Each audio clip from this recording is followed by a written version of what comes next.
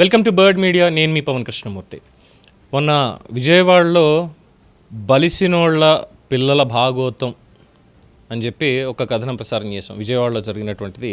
అందులో లింగమనేని రోహిత్ అలాగే బొల్లా ఓంకార్ ఇద్దరు కూడా 2 థార్ జీపులు వేసుకొని ఏ విధంగా ఒకళ్ళనొకళ్ళు ఇది చేసుకున్నారని చూసాం. అందులో డ్రగ్స్ ఇష్యూ కూడా వచ్చింది, పాజిటివ్ వచ్చిందిట. ఈ బొల్లా ఓంకి పాజిటివ్ వచ్చిందిట. అలాగే ఒక అమ్మాయి సంబంధించినటువంటి విషయంలో ఇది అని చెప్పి వచ్చింది కదా. కోర్టులో జరిగినటువంటి వాదనలు, అందులో జడ్జి గారు మాట్లాడినటువంటి మాటలు, వీటన్నిటిని కూడా అసలు ఏం జరిగింది అనేది ఒక్కసారి వార్త మనం చూస్తే, క్షణికావేశంలో జరిగిందేదో జరిగింది, జైలు నుంచి బయటకు వచ్చాక మంచి స్నేహితులుగా మెలగండి. ఏ తల్లిదండ్రులు తప్పు చేయమని చెప్పరు, బిడ్డలు తప్పు చేస్తే ఆ లోపం తల్లిదండ్రులదే. జీప్ ఫైట్ కేసులో యువకులు రోహిత్, ఓం తల్లిదండ్రులు అన్న మాటలవి. పోలీస్ స్టేషన్ నుంచి కోర్టుకు తీసుకొచ్చినప్పుడు పోలీసులు రోహిత్ని, ఓంని ఒక పక్కనే కూర్చోబెట్టారు. ఇద్దరు ఒకే బెంచ్పై కోర్టు హాల్ కూర్చున్నారు, కాసేపు మాట్లాడుకున్నారు. ఆ ఇద్దరిని కోర్టుకు తీసుకురావడంతో రోహిత్ తండ్రి ఎల్ఎస్ కుమార్, ఓం తండ్రి నాని బంధువులు మిత్రులతో కలిసి వచ్చారు. రోహిత్, ఓంకి ఇద్దరికి న్యాయాధికారి రిమాండ్ విధించాక రికార్డుల మీద సంతకాలు తీసుకోవడానికి వారిని కోర్టు హాల్లో బెంచ్ మీద కూర్చోబెట్టారు. అక్కడికి రోహిత్, ఓం తల్లులు వచ్చారు. ఇద్దరు వారిని చూసి కన్నీరు పెట్టుకున్నారు. తల్లులు కంటతడి పెట్టుకోవడంతో వాళ్ళిద్దరు కూడా కన్నీరు కార్చారు. రోహిత్ తల్లి ఎంతో ఆవేదనతో మాట్లాడారు. భగవంతుడు మంచి భవిష్యత్తు ఇవ్వాలని ప్రార్థిస్తున్నాను.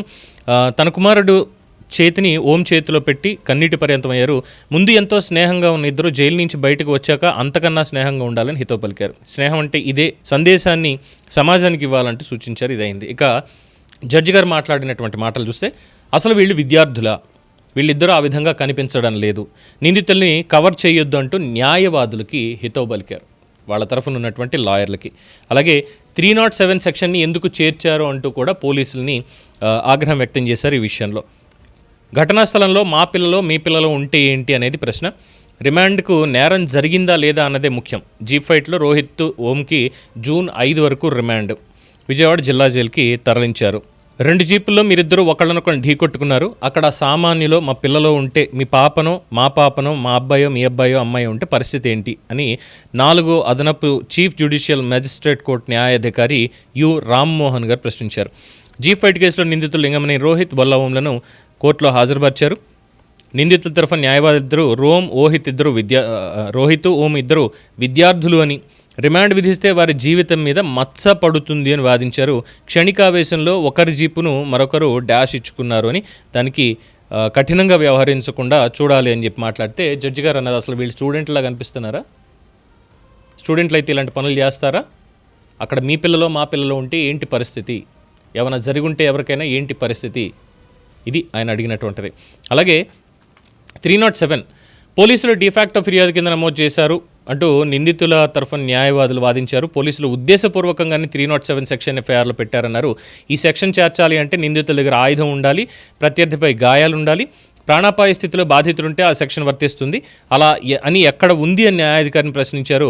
వారు వెంటనే టేబుల్ మీద ఉన్న బిఎన్ఎస్ పుస్తకాన్ని న్యాయాధికారికి చూపించారు. నిందితులు ఇద్దరు విద్యార్థులు, రిమాండ్కు పంపితే వాళ్ళ జీవితం మీద మచ్చపడుతుందని వాదించారు. ఇలాంటి కారణాలతో చాలామందిని వదిలేశాం, న్యాయాధికారి అన్నటువంటి మాటలు. ఇలాంటి కారణాలతోటే విద్యార్థులు వాళ్ళ జీవితం మీద మచ్చబడుతుంది అనే చాలామందిని వదిలేశాము. రిమాండ్కి పంపితే మానసిక పరిస్థితి దెబ్బతింటుంది. దీని మీద ఆయన కూడా చాలా తీవ్రంగా స్పందిస్తూ, రిమాండ్ విధిస్తారు అనుకున్నప్పుడు బెదిరిస్తే ఎలా అని న్యాయవాదులను ప్రశ్నించారు. అలాగా రికార్డుని పరిశీలించి నిర్ణయం వెల్లడిస్తాను అని చెప్పి ఆయన ఛాంబర్లోకి వెళ్ళిపోయి ఛాంబర్లోనే తీర్పునిచ్చేశారు. జూన్ 5 వరకు రిమాండ్. 19-20 ఏళ్ళు ఉంటాయేమో అంతే. స్టూడెంట్స్ అని అంటున్నారు. మరి స్టూడెంట్స్ అన్నప్పుడు ఇలాంటి పనులు చేస్తే అరెస్ట్ అవుతారు, శిక్ష పడుతుంది, అది జీవితం మీద మచ్చపడుతుందని ముందుగా వాళ్ళకి తెలియదా విద్యార్థులైతే? ఇక్కడ ఖచ్చితంగా తల్లిదండ్రులదే తప్పు అని కూడా సమాజంలో చాలామంది చెప్తున్నారు. ఇలాంటి విపరీతమైనటువంటి ధోరణి, బాధ్యతారాహిత్యం, పెడధోరణి, హింసాత్మక వైఖరి ఇవన్నీ పెచ్చరిల్లిపోవడానికి కారణాలు పరిస్థితులు విశ్లేషిస్తే మొదట తల్లిదండ్రులు, తర్వాత విద్యా వ్యవస్థ, విద్యా సంస్థలు, తర్వాత ప్రభుత్వ సంస్థలు, పౌర సమాజం అన్నీ కలిపి విడివిడిగా ఎవరి పని వాళ్ళు అందరూ కలిసి కట్టుకుంటే బాగానే ఉండేది. ఎవరు చేయాల్సిన వాళ్ళ పనిలో ఎవరికి ఇండివిజువల్గా వాళ్ళు ఏదో చేసుకుంటూ వెళ్ళిపోతున్నారు, సమతుల్య దెబ్బతింది, అన్నీ కలిసి వాళ్ళనిలాగా తయారు చేస్తున్న చివరికని అంటున్నారు. అలాగే ముందుగా పెరిగిన ఆర్థిక వెసులుబాటుతో అవసరానికి మించి ఇస్తున్నటువంటి తల్లిదండ్రులు, పిల్లల్లో వస్తున్నటువంటి మార్పుల్ని గమనించకుండా వదిలేసినటువంటి తల్లిదండ్రులు, ఇది మెయిన్. ఇక ప్రభుత్వ వ్యవస్థల నుండి తీసుకుంటే పెరుగుతున్నటువంటి గంజాయి, ఈ మత్తు పదార్థాల లభ్యత, అలాగే రూల్స్ అండ్ రెగ్యులేషన్స్కి అనుగుణంగా లేకుండా ఉన్న వ్యక్తిగత వాహనాలు, ట్రాఫిక్ ఉల్లంఘనల విషయంలో కఠిన చర్యలు తీసుకోకపోవడం, ఇవన్నీ ఫెయిల్యూర్స్. మోరల్ పోలీసింగ్ చేయలేనటువంటి దుస్థితి పౌర సమాజాన్ని. ఎందుకంటే మన కళ్ళెదురే తప్పు జరుగుతోంది అన్న వెళ్ళి 4 పీకి బుద్ధి జ్ఞానం లేదా అనేటువంటి ఒక తత్వం గతంలో ఉండేది ఎవరైనా సరే, ఇప్పుడు మాత్రం లేకుండా పోయింది. అది ఎందుకో తెలియదు కానీ మొత్తానికి ఈ విధమైనటువంటి తప్పులు జరుగుతున్నాయి. ఇప్పుడు పశ్చాత్తాప లాభం ఏంటి అంటే, స్టార్టింగ్లో మనం అనుకున్నాం కదా, వాళ్ళ తల్లిదండ్రులు వచ్చినప్పుడు ఇద్దరు తల్లులు కూడా వెళ్ళి వాళ్ళ దగ్గర ఉన్నప్పుడు రోహిత్ చేతిని ఓం చేతిలో పెట్టి ఇప్పటి నుంచి అయినా సరే బయటకు వచ్చిన తర్వాత జాగ్రత్తగా ఉండండి వాళ్ళు కన్నీళ్ళు పెట్టుకుంటే, ఇద్దరు కూడా కార్లతో గుద్దుకున్న ఇద్దరు ప్రాణ స్నేహితులు కూడా అక్కడ కన్నీళ్ళు పెట్టుకున్నారు. వాయ్? పశ్చాత్తాపం ఎందుకు వచ్చింది ఇప్పుడు? ఆ మత్తులో, ఆ ఉద్రేకంలో, అప్పుడు జరిగినటువంటి దాంట్లో ఇద్దరు కొట్టేసుకున్నారు. సరే, మీ ఇద్దరికి దెబ్బలు తగిలి ఏమైనా అయ్యి ఉంటే మీ తల్లిదండ్రులకి మాత్రమే బాధ ఉండేది. అదే ప్లేస్లో ఎవరు ఉన్నప్పటికీ వేరే వాళ్ళు ఎవరన్నా ఉండి వాళ్ళకి ఏమైనా అయ్యి ఉంటే, ఆ రోడ్ రేజ్లో ఎవరన్నా గుద్దేసి ఉంటే, ఎవరన్నా చనిపోయి ఉంటే ఆ కుటుంబం పరిస్థితి ఏంటి? అప్పుడు పశ్చాత్తాపం వస్తుందా? ఏం చేయగలుగుతారు అప్పుడు?